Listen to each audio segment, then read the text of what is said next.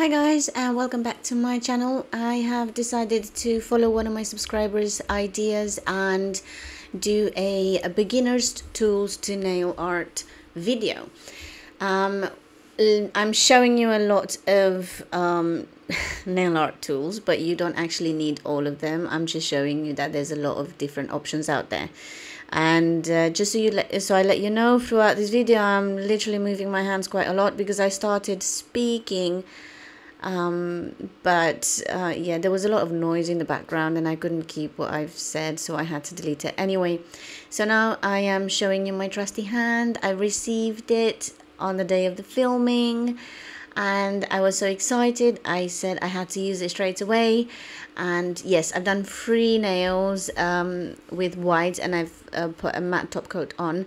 Now I'm showing you that there are different types of gels. So there's gel paints, there's gel colors, there's builder gels, but we're talking about the things you can paint with. Yeah, so there's gel paints which are harder. The consistency is quite hard, so it's not going to move once it's stuck in.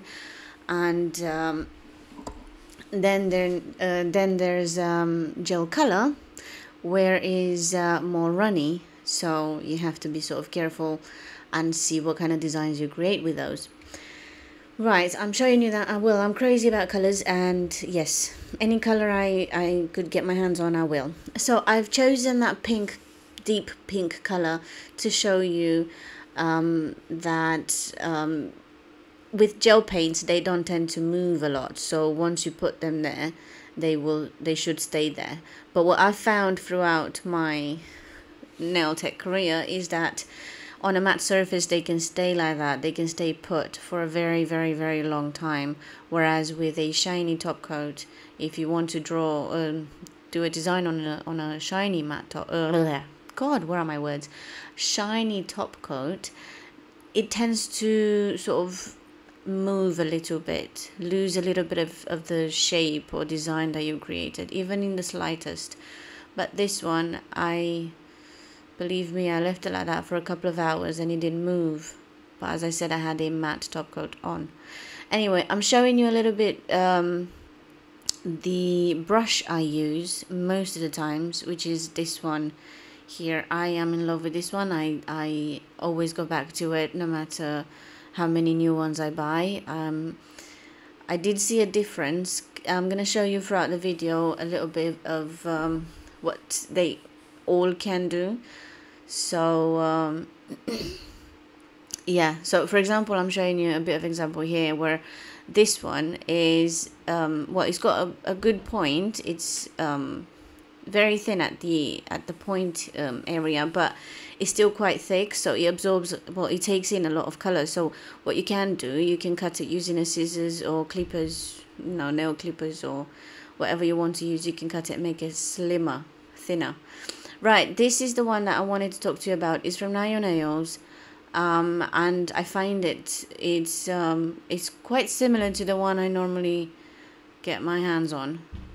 So maybe that, because I can't remember. I had the previous one, I had it years ago. I bought it literally a couple of good years, and yeah, I don't know where I got it from, to be fair, but yeah. The pink one is from Nail Nails and I'm really happy with it. I will soon show you a couple of designs using both brushes, well, all of them actually. So I'm going to show you those two, the other two, and then the water base colors as well. So I showed you I've got one shiny nail and two tops, two matte top coats. Oh God, I'm losing my words. Right, so I'm just showing you that I am putting 3 sort of different colors with different textures. So the first one, the blue one, is quite runny. The black one is still on the runny side, to be fair, is quite runny as well. And the white one it doesn't move.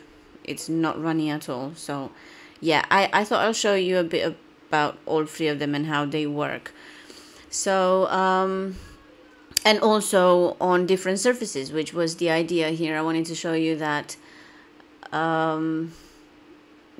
yeah, I'm sure. I don't know how to explain this. See, I really wanted to be able to explain it, but I'm the worst explainer in the world. So yes, I'm literally doing sort of the same designs using different brushes, so you can see the different textures or lines or depth of the design that it creates. So this brush is thicker than my original one, and you can see that I do thicker lines than the other one, which is this one here. So but at the end of the video, what I've realized is, even though it does thicker lines, if you practice with those, you can get incredibly thin lines with it. And the bonus of the other one is that because it's long, it bends so much more, and it allows you to do you know, the swirly designs, the flower petal, the petals, whatever. It allows you to do them more smoothly because it bends so much smoother, so much easier, compared to the one I normally use, which is the very, very thin one. Right, so that's a black one design. I'm rubbing it off in just a second because I wanted to do a flower design to show you sort of you know, flowers and swirls and all of that. That's normally what you do on, what I do, not what you do, but what I do on nails is either swirls, design, or flowers, butterflies, and yeah, so all of these can help you in different ways. So for example, the nail one, you can do the inside of the a flower or the inside of a butterfly very easily, and at the same time you can, if you practice more, you can literally create very, very thin lines with it, which is the outline of the butterfly or the outline of the flower, and so on and so forth. As you can see over here, I'm using nail ones. I'm telling you, it's so easy to work with this one. I love it. It is a little bit on the thicker side, but it may be simply because I have not practiced with it in a long time. I did have one previous to this one, but unfortunately I didn't take good care of it. That's why I bought another one. Right, and now I'm coming in with my thin one, and here you will probably be able to see that it is not sort of bending as I want it. It's not bending as nicely as the previous one, but I also wanted you to see that because of the shiny top coat, my brush is actually sliding way too much. So I want it to stay in one place, but somehow the tip of the brush slides on sort of too much, and my design kind of gets not ruined, but not how I want it. You know, you don't want to struggle as much with the design, so it goes a lot smoother and a lot better with a matte surface. That's what I think. It has worked for me the best. Anyway, if you look at closer at this one, the top one is literally nice and smooth, whereas the bottom one, with a very, very thin brush, it looked more 3D design, or 2D, to say like that, 2D design. So yeah, I can't really give up on that one because it gives me that beautiful texture that I can't get from, you know, just anywhere. Anyway, back to this. I have decided to draw a flower, a black flower. Yeah, I've cured that, and now I've gone into my third matte nail, well, second matte, but third nail, and I've gone in with that gel color, which is more runny, and I'm using that little brush. It's more like square cut at the top, so it's, I don't know how to describe it. Anyway, I'm sure you can see. I'm just doing this as a design, and now I'm coming back to this one here, and I'm going in with a deeper black between the petals I've created, and that will give it sort of a different depth. One's behind, one's in front, one is bigger, one is wider, one is, you know, different. It looks good at the end, by the way. It does. I mean, I like the way it looks. I'm not very proud of it, but you know what? It took me about 2 days to record this video because, well, you know, kids are on holiday. I have 3 of them. It's not easy doing all of that and them. But yeah, So yeah, I've done it with black, and now I've literally put white on top of the black color I've already had on. I wanted to make kind of like a different ombre flower effect. It was not this video, it was planned. I was very excited when one of my subscribers told me, gave me this idea. I really wanted to do it, but then I think I had in many aspects chosen the wrong colors. I had no plan as to how I'm going to demonstrate the differences between them, and what came out was this. So, yeah, and I couldn't redo it again. I really couldn't. Anyway, now it's this other brush where you can create one stroke flowers, which is the one that I most am really bad at. I am extremely bad at doing it, and plus the fact that I chose really bad colors, which is white and black. I don't know, I can't give you an explanation as to how this happened and how I got to do it this way. But you know what? At the end, it did came out quite nice. Yeah, so after I've cured all of them, I'm literally coming in with my thin brush and white and contouring, highlighting the petals. I don't know what you call it. Anyway, yeah, so I'm doing the same thing. I'm showing you the two different liner brushes, which is this thin one on one nail, and then the other one, which is not as thin as this one. And I'm doing sort of the same thing so you can see the difference and make up your own mind, whichever one is best for you or whichever one you want to try with. But as a beginner, I don't know, I would suggest this one, Nail Nails. The reason for that, as I said, is very easy to move it the way you want it. I don't know, the bristles are very soft. And because the other one is very thin, there's very little bristles there. So obviously it's not as soft. It's more like toothpicks. I don't know why that came in my head. Right. Okay, so anyway, I'm continuing with some design. That's why I love this brush. You can do very tiny designs, and you can do bigger ones as well. Whereas with the other one, you get to struggle a little bit depending on the gel you use. So because the black gel is a bit more runny, is allowing me to do sort of similar things. But if it would have been the white gel, I would have had to have a lot more on my brush, and I had to sort of know how to pick it from the gel pot thing. Anyway, another example with the same ones. So I'm coming in with my nice thin brush, very thin outline, very pretty. That's why I said it came out quite nice after after I added the outline of these flower looking things. It came out really nice. I started to like it, but still I'm very bad at it. I promise you that. Never tried it before. This is my first time, and I said I need to try it if I am ever gonna be able to explain anything, which I'm really not good at explaining, by the way. But I really do appreciate you guys being around to listen to me blabber and watch my videos. And if you haven't subscribed already, consider doing so. I'm really fun, and I create a lot of crazy stuff, and I love doing it. And if you do too, thank you. Do some more for me. Send me some messages if you have any ideas or clues, or I don't know, you want to see a different kind of video, then let me know. All right, coming in with the watercolors.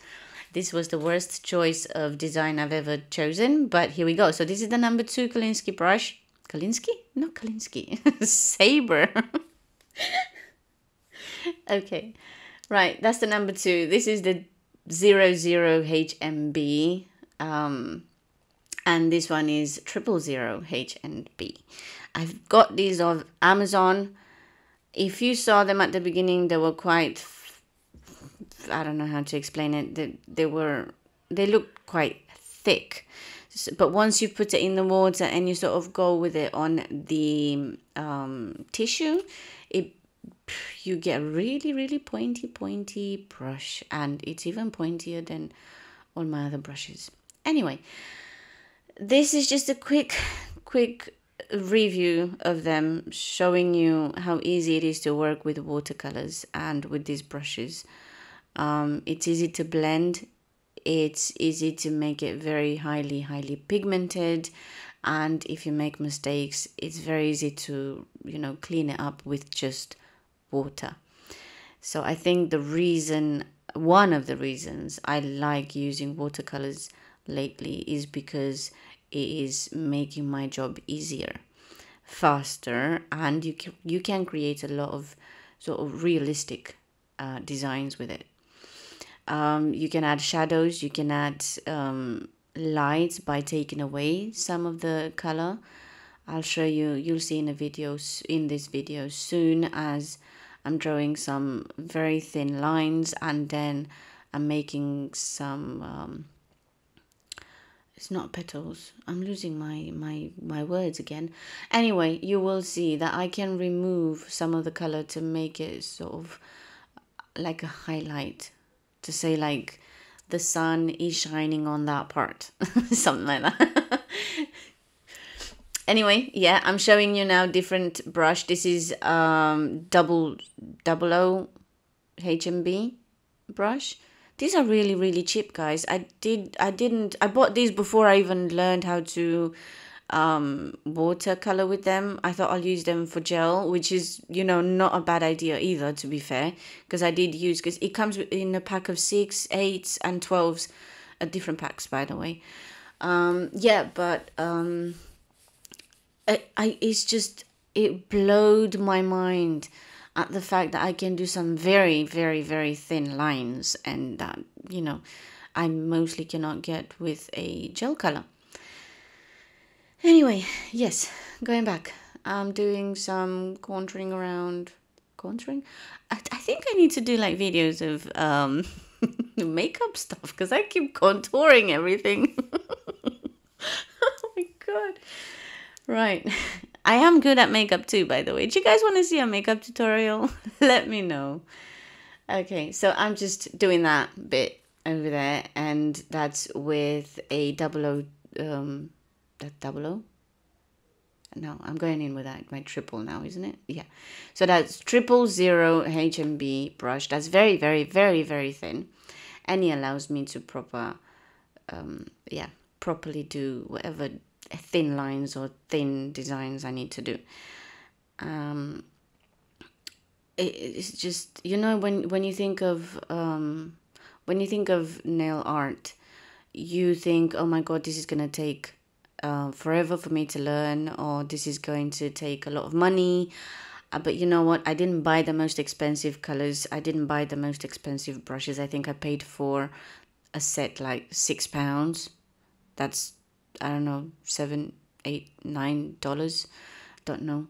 But anyway, £6 is not a lot for 6 different brushes, 6 different sizes. And the things that you can create with them, I have been astounded. And yeah, anyway, finished that off. I'm coming in with shine top coat, putting that in the lamp, coming in with my second design, and I decided to leave the background matte and just do a shiny top coat on a flower and that design behind it. You know, is it just me, or did that come out quite all right? I mean, I was freaking scared to continue doing it. Anyway, yeah, top coat again on the third one, and in the lamp. They are all out. I am literally just showing you on this shiny bit what watercolors will do. Nothing. It doesn't stick, it doesn't work. That's why you need a matte surface to play around with watercolors. You can design and create beautiful things, but you need a matte surface. Right, these are the final results. I hope you guys enjoyed it. I hope this was informative enough. And if it wasn't and you've got more questions, leave them in the comments below and I will be more than happy to answer them. Thank you so much, everyone, for being part of this tiny group of mine. And hopefully we'll grow together. Have a good day. Bye.